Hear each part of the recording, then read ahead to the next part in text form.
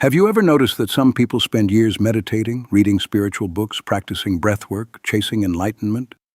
Yet when life becomes difficult, they fall back into the same fear, anxiety, anger, and confusion? That raises a disturbing question. What if most people never reach higher consciousness, not because it's impossible, but because they're unknowingly doing the exact things that prevent it? Because higher consciousness is not just about spiritual knowledge. It's not about sounding wise. It's not about collecting mystical experiences. And it's definitely not about looking high vibrational online. In fact, sometimes the very identity people build around spirituality becomes the thing keeping them trapped. And today we're going to talk about why. Why most people never truly awaken. Why consciousness stays stuck in repetitive loops. And why real transformation forces you to confront parts of yourself you normally avoid.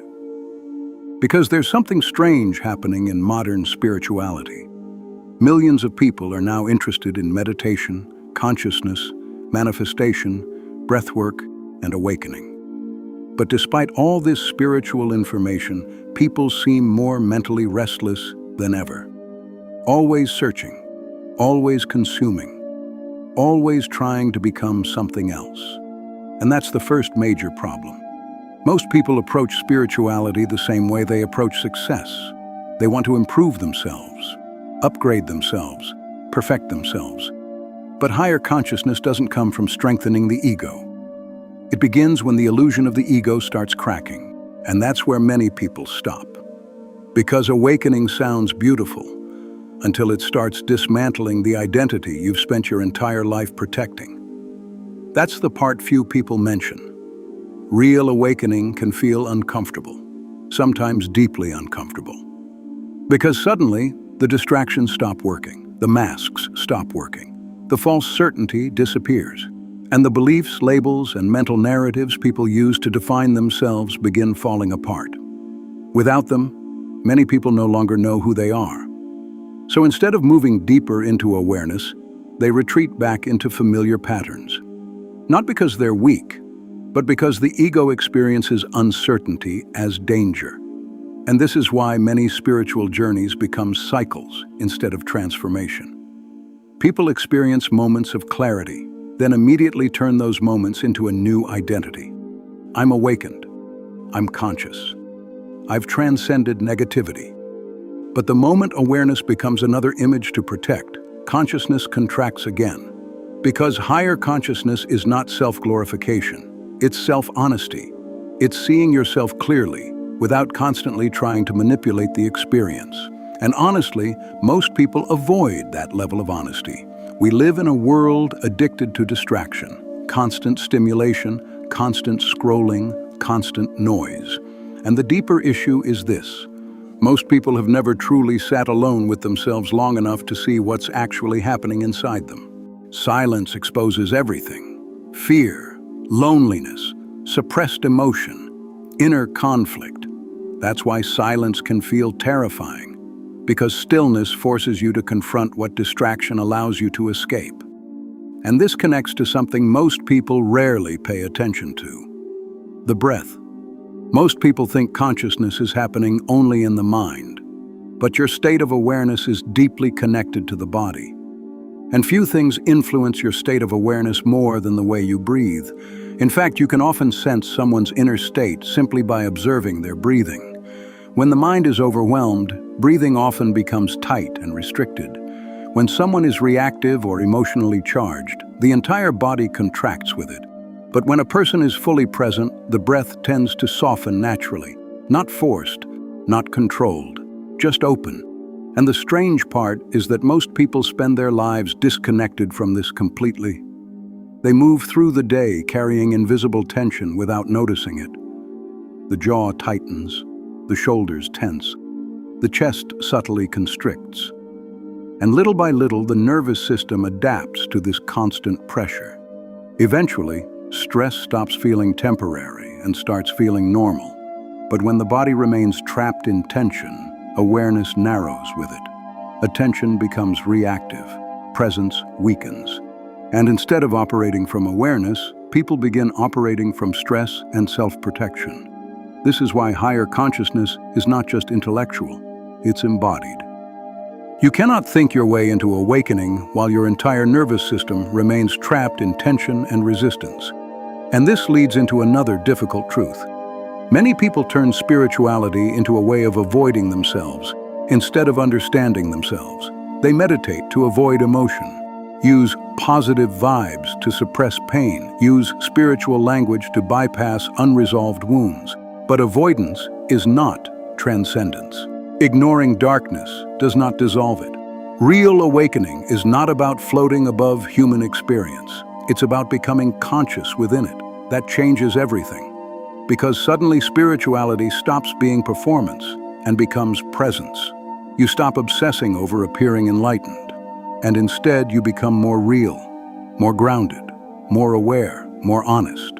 Ironically, truly conscious people often appear very ordinary, quiet, present, attentive, not because they've become emotionless, but because they're no longer fighting reality internally every second. And this brings us to another reason most people never reach higher consciousness: attachment to certainty. The ego wants life to feel predictable with clear answers and a solid sense of self, something that feels permanent and secure. But consciousness itself is fluid. The moment you think you've completely arrived, growth stops. That's why genuinely wise people often become more humble over time, not less. Because the more conscious you become, the more you realize reality is deeper and more mysterious than the ego originally believed. And over time, the need to appear awakened begins to fade. You stop looking for validation in your growth and start becoming more present in everyday life. Awareness becomes quieter, less performative, more natural, almost invisible. That's something social media rarely shows. The internet rewards performance. But real consciousness doesn't usually arrive through peak experiences or spiritual highs. It develops quietly, in ordinary moments, in subtle choices, in how you respond when something irritates you, challenges you, or disrupts your sense of control. It shows up in how present you stay during conflict, in how aware you remain when life doesn't go your way, in whether you can still see clearly when discomfort enters the system. Because anyone can feel connected and peaceful when nothing is challenging them.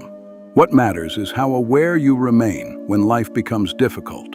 That's the real test.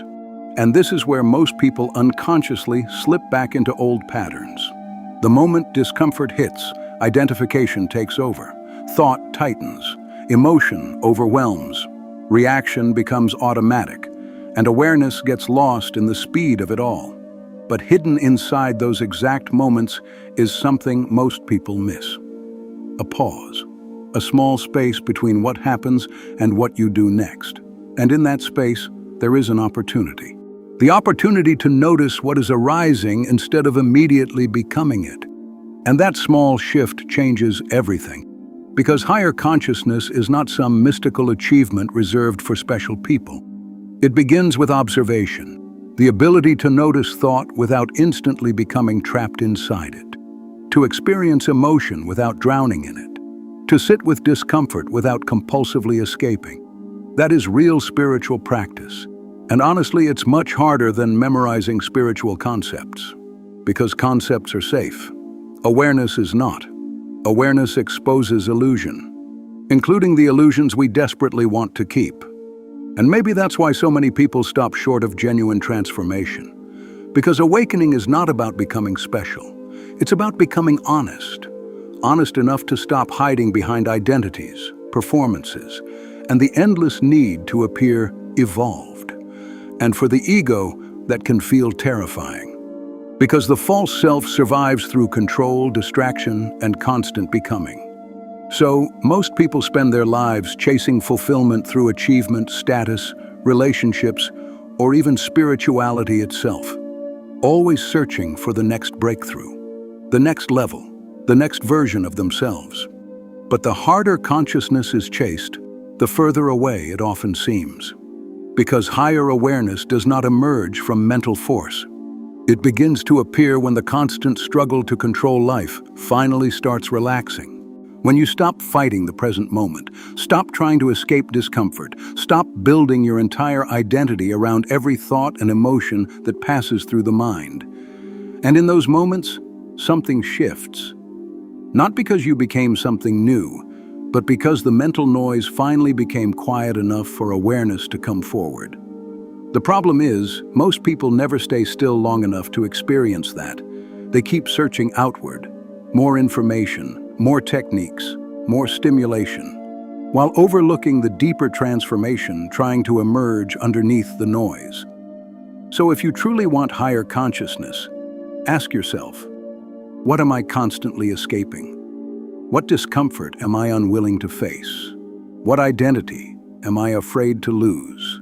Because those questions often reveal the real doorway, not performance, not appearance, not spiritual ego, but awareness. Raw, honest, awake awareness. If this resonated with you, consider subscribing to Mystic Reflections for more explorations into consciousness, awakening, inner transformation, and the deeper realities hidden beneath everyday life. And remember, the mind endlessly searches for higher consciousness. But awareness becomes visible the moment you stop running from yourself.